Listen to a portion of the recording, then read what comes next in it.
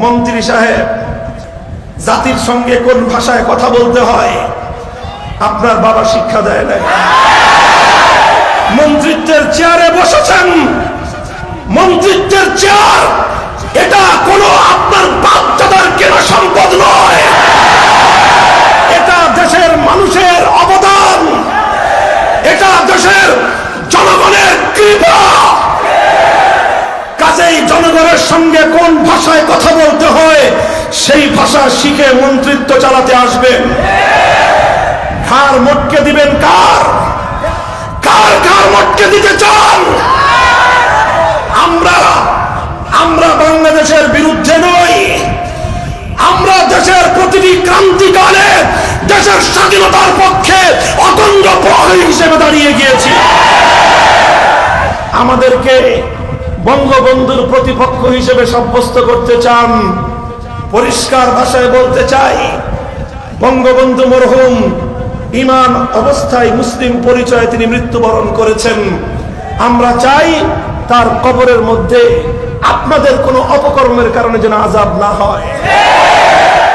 আল্লাহর পয়গম্বরের স্পষ্ট হাদিস, নবীজি বুখারী শরীফ, মুসলিম শরীফ সহ সমস্ত হাদিসের কিতাবের মধ্যে বর্ণনা রয়েছে, ইন্নাল্লাহ লা ইউআযযাবু ইন্নাল মাইয়িতা লা ইউআযযাবু বিবুকাইল হাইয়্যি আলাইহি, ইন্নাল মাইয়িতা লা ইউআযযাবু বিবুকাইল হাইয়্যি আলাইহি।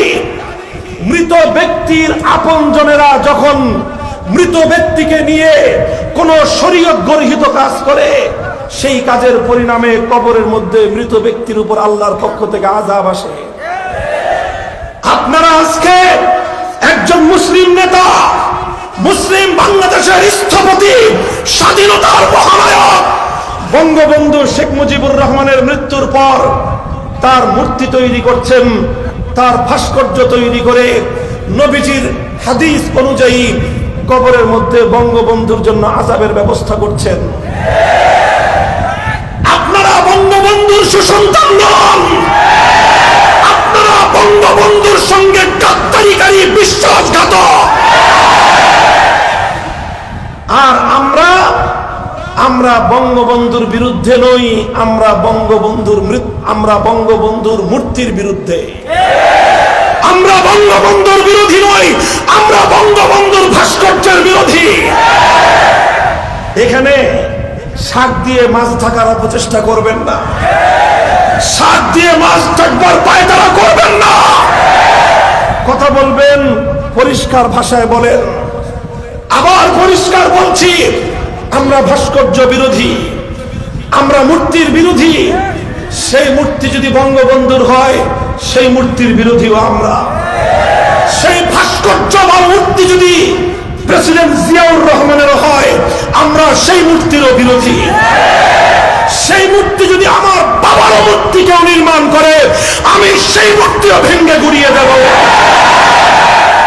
আমার নবী মুহাম্মদ আরবি সাল্লাল্লাহু আলাইহি ওয়াসাল্লাম যেদিন মক্কা বিজয় করলেন, বাইতুল্লাহর ভিতর থেকে 360টা মূর্তি অপসারণ করেছিলেন।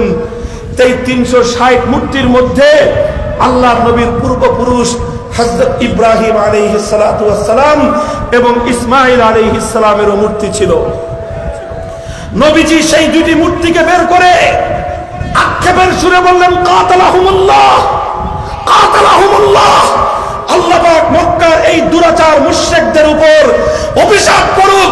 কত বড় বেয়াদব, কত বড় গুস্তাখ, কত বড় অথর্ব। ওরা ইব্রাহিম এবং ইসমাঈল আলাইহিস সালামের মূর্তি বানিয়েছে।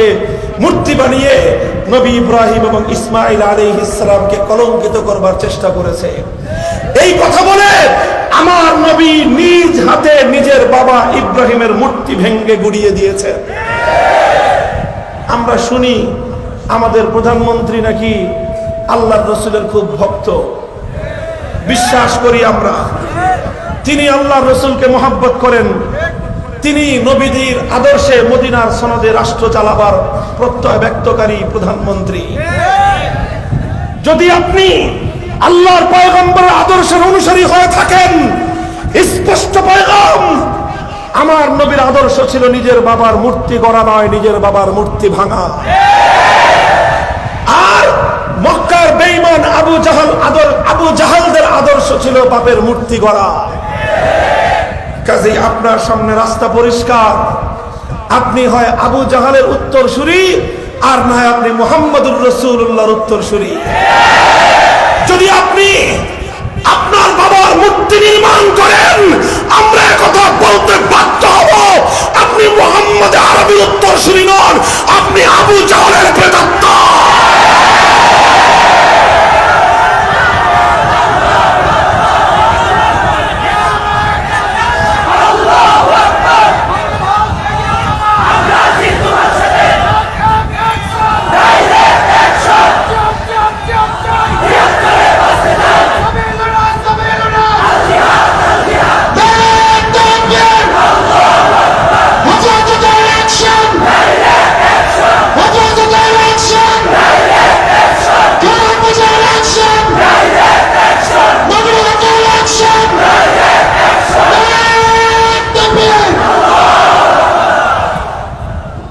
আমরা ভাস্কর্যের বিরুদ্ধে বলি, এটা বলা আমাদের ঈমান, এটা বলা আমাদের ঈমানি দায়িত্ব।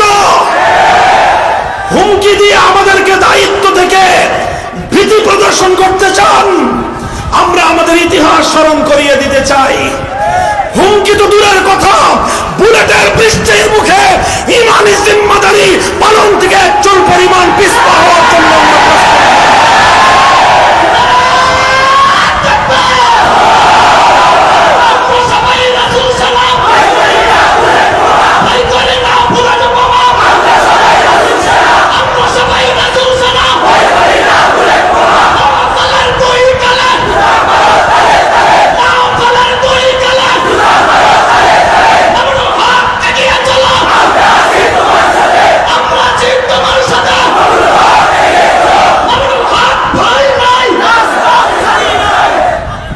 এটা কোন দেশের সভ্য জাতির একজন দায়িত্বশীলের মুখ থেকে উচ্চারিত হতে পারে? এদেশের আলেম সমাজকে লক্ষ্য করে বলে ঘাড় মটকে দিবে। আপনার গর্দানটা কত মোটা? গর্দান কত মোটা জানতে চাই। ঘি খেয়ে ঘাড় মোটা বানাইছেন। এই গর্দান, মোটা গর্দান দিয়ে কাজ হবে না। যদি ভাষা, নম্র ভাষা ব্যবহার করতে না জানেন, সভ্যতা ভদ্রতা শিক্ষার যদি অভাব থাকে, আপনার মন্ত্রিত্বের ঘাড় এদেশের মানুষ মুটকে ছাড়বে ইনশাআল্লাহ।